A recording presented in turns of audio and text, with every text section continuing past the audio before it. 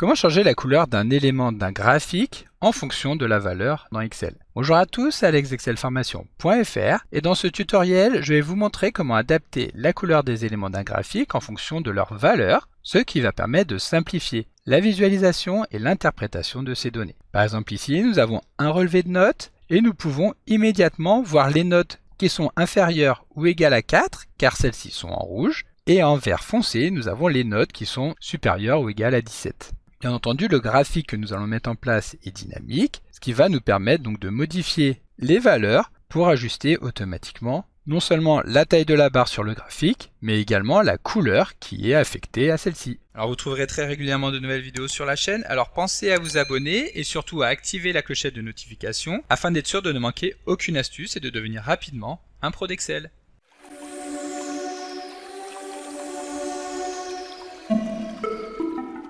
Comme d'habitude, si vous voulez être sûr de bien comprendre tout ce que nous allons voir dans le cadre de cette vidéo, vous pouvez télécharger le support de ce tutoriel ainsi que son corrigé en suivant le lien disponible dans la description de la vidéo, ce qui vous permettra de réaliser les opérations en même temps que moi pour bien comprendre tout ce que nous allons voir dans cette vidéo. Et donc pour illustrer ce tutoriel, nous allons pouvoir utiliser l'exemple que nous avons actuellement à l'écran dans lequel nous retrouvons un relevé des notes obtenues par les élèves d'une classe. Ici, nous allons souhaiter obtenir une représentation graphique de ce relevé afin de mieux visualiser la répartition de chacune de ces notes. Pour cela, nous commençons par sélectionner les cellules du tableau comme je viens de le faire, c'est-à-dire les cellules A8 jusqu'à B22. Et ensuite, nous allons nous rendre dans le menu Insertion du ruban. Et dans le groupe graphique, nous allons pouvoir choisir le type de graphique que nous voulons mettre en place. Ici, par exemple, nous choisissons d'insérer des barres horizontales. Nous cliquons sur le bouton qui correspond et Excel nous a bien ajouté le graphique directement sur notre feuille de calcul. Donc si nous le souhaitons, nous pouvons le déplacer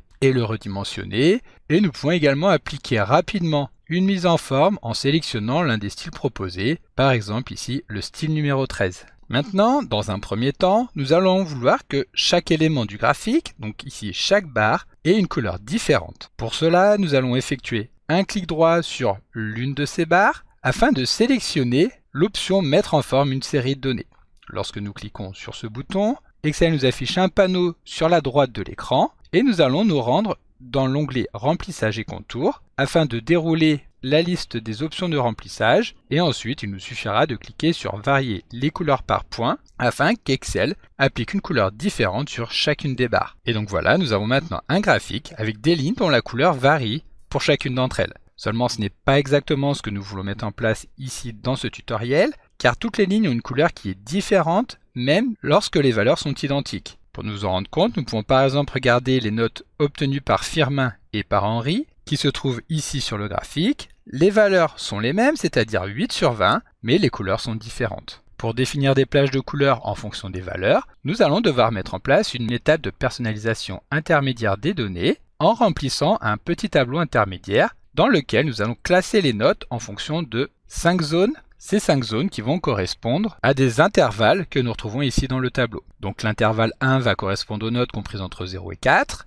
l'intervalle 2 entre 5 et 8, l'intervalle 3 entre 9 et 12, le 4 entre 13 et 16, et le dernier, donc l'intervalle 5, correspondra aux notes comprises entre 17 et 20. Et donc dans un premier temps, pour pouvoir classer les notes à l'intérieur de ces zones, nous allons commencer par déterminer quelle zone correspond à l'ensemble des notes que nous avons dans notre tableau. Donc pour cela, nous nous plaçons dans la colonne zone, ici sur la cellule D9, et nous allons venir saisir une formule en utilisant la fonction somme.si.ans qui permet de calculer la somme des valeurs pour lesquelles la note de l'élève est comprise entre les seuils définis. Donc ici, une note ne pourra se retrouver que dans une seule zone. Nous détournons donc légèrement l'utilisation de cette fonction somme.si.ans afin d'identifier un seul numéro de zone qui va correspondre à chaque note. Donc ici, nous tapons le symbole égal, nous allons chercher la fonction somme.si.ans et en tant que premier argument, nous allons aller saisir les références qui vont correspondre à la plage des cellules dans laquelle se trouve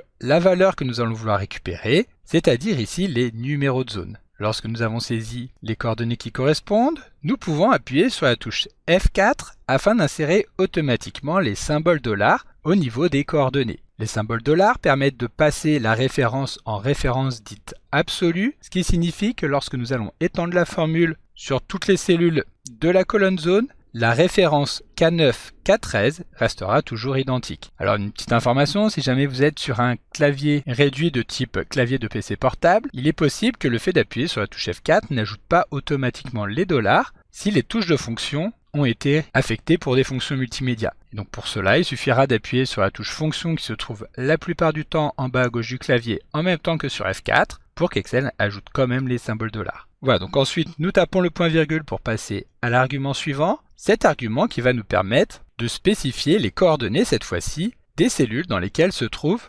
l'intervalle qui va nous permettre de déterminer la zone à retourner. Donc ici nous sélectionnons l'intervalle de départ, c'est-à-dire les coordonnées L9 à L13. Comme tout à l'heure, nous appuyons ensuite sur F4 afin d'insérer les dollars. Cela étant fait, nous arrivons maintenant à l'étape suivante qui va permettre de définir le critère qui va permettre de savoir si oui ou non nous sommes placés sur la bonne ligne. Pour cela, nous allons saisir entre guillemets l'opérateur inférieur ou égal et lui accoler juste après, donc avec une esperluette qui permet de concaténer deux éléments les uns à la suite des autres. Nous allons venir sélectionner la référence de la cellule B9 dans laquelle se trouve la note obtenue par l'élève que nous sommes en train d'analyser. Et ici, nous allons pouvoir conserver une référence relative, c'est-à-dire que nous n'aurons pas besoin de saisir des symboles égaux, étant donné que lorsque nous allons vouloir étendre la formule vers le bas, nous allons vouloir que celle-ci s'adapte automatiquement afin de récupérer la note obtenue par chacun des élèves de la liste. Cela étant fait, nous pouvons passer à l'argument suivant qui va donc permettre de spécifier la plage des cellules dans lesquelles la note maximale de chaque zone a été définie. Nous sélectionnons les cellules M9, M13, nous appuyons sur F4 et ensuite donc nous allons vouloir vérifier si ces valeurs sont bien supérieures ou égales à la valeur donc de la cellule B9 que nous pouvons soit sélectionner en cliquant dessus comme nous l'avons fait juste avant, soit nous pouvons également venir saisir directement les coordonnées dans la formule. Cela étant fait, nous fermons la parenthèse et lorsque nous validons, Excel va nous informer que André avec son 13 sur 20 se trouve dans la zone 4 qui effectivement correspond aux notes comprises entre 13 et 16. Cela étant fait, nous allons pouvoir étendre la formule sur toute la colonne en la sélectionnant, puis nous revenons à l'intérieur de la barre des formules en cliquant à l'intérieur de celle-ci ou en appuyant sur la touche F2 et nous validons en appuyant sur les touches CTRL et Entrée. De cette manière, Excel nous a bien récupéré les numéros des zones qui correspondent à chacune des notes. Maintenant que nous connaissons donc les zones qui correspondent, nous allons souhaiter placer chacune des notes à l'intérieur des colonnes que nous avons ici sur la partie droite. Pour cela, nous allons à nouveau sélectionner toutes les cellules et insérer une formule qui cette fois-ci sera beaucoup plus simple à comprendre, étant donné que celle-ci va consister à effectuer un test conditionnel. Donc un test conditionnel, comme nous l'avons déjà vu dans un tutoriel précédent dont vous retrouverez le lien dans la description de la vidéo, permet d'effectuer un test qui retournera comme résultat vrai ou faux. Lorsque ce résultat sera vrai, nous récupérons un résultat et lorsqu'il sera faux, nous en récupérerons un autre. Donc ici, le test va consister à regarder si le numéro de la zone qui a été calculé donc dans la colonne zone, que nous allons passer en référence mixte, c'est-à-dire que nous allons souhaiter bloquer uniquement les numéros des colonnes afin de pouvoir ensuite étendre les formules vers la droite. Nous allons vouloir vérifier que ce résultat est égal au titre que nous avons sur la colonne. Donc ici la cellule 8 sur laquelle nous allons cette fois-ci bloquer uniquement le numéro de la ligne. Lorsque ce résultat retournera vrai et donc nous serons sur la bonne colonne qui correspond à la zone, alors nous allons pouvoir aller récupérer la note obtenue par l'élève. Encore une fois, nous allons appuyer sur la touche F4 jusqu'à ce que le dollar soit affiché uniquement devant la lettre de la colonne, en conservant bien entendu la possibilité de modifier le numéro de la ligne. Et donc lorsque le test D9 égale E8 nous retournera faux, nous afficherons tout simplement rien du tout en saisissant les doubles guillemets vides. Ensuite nous pouvons fermer la parenthèse et comme tout à l'heure nous allons valider en appuyant sur CTRL Entrée afin de pouvoir valider la formule sur l'ensemble des cellules sélectionnées. Et donc voilà, nous avons terminé le travail préparatoire. Toutes les notes obtenues par les élèves sont maintenant enregistrées directement dans les bonnes colonnes. Il va maintenant nous rester à modifier le graphique sur lequel nous étions en train de travailler afin de tenir compte des éléments que nous venons d'insérer. Donc pour cela, nous sélectionnons le graphique en cliquant tout simplement sur celui-ci, ce qui permet de faire apparaître dans le menu ruban le menu création de graphique. Ensuite, nous cliquons sur sélectionner des données Et donc nous allons pouvoir ajouter les nouvelles séries directement à la suite. Pour cela, nous cliquons sur le bouton Ajouter. Et donc ensuite, nous allons venir sélectionner chacune des séries l'une après l'autre. Pour commencer, donc dans le champ nom de la série, nous sélectionnons l'entête de la première colonne. Et à la suite, nous allons sélectionner les cellules qui correspondent à la colonne, c'est-à-dire ici les cellules E9 jusqu'à E22. À ce moment-là, comme vous pouvez le constater, Excel nous ajoute une nouvelle barre sur notre graphique qui correspond donc à la zone 1, c'est-à-dire les notes inférieures ou égales à 4. Cela étant fait, nous cliquons sur OK pour valider l'insertion de la nouvelle série et nous allons répéter cette opération pour l'ensemble des colonnes que nous voulons ajouter, c'est-à-dire pour les zones 1, 2, 3, 4 et 5. Ensuite, lorsque nous avons terminé d'insérer toutes les séries, nous pouvons valider en appuyant tout simplement sur OK. Alors maintenant, nous pouvons constater que effectivement nous avons bien les nouvelles séries qui sont affichées sur notre graphique, mais que nous avons toujours les barres d'origine comme nous l'avions tout à l'heure. Pas de problème,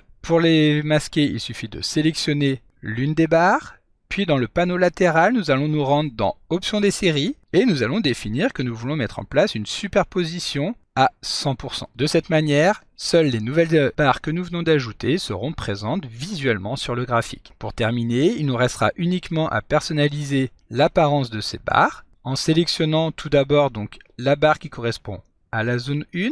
Et donc à ce moment-là, toutes les barres de cette zone seront effectivement sélectionnées. Nous pourrons nous rendre dans l'onglet remplissage et contours afin de définir la couleur que nous voulons appliquer. Ici, étant donné qu'il s'agit des notes inférieures à 5, nous allons donc utiliser une couleur rouge. Nous sélectionnons ensuite les barres qui correspondent à la zone 2. Nous allons appliquer un orange foncé.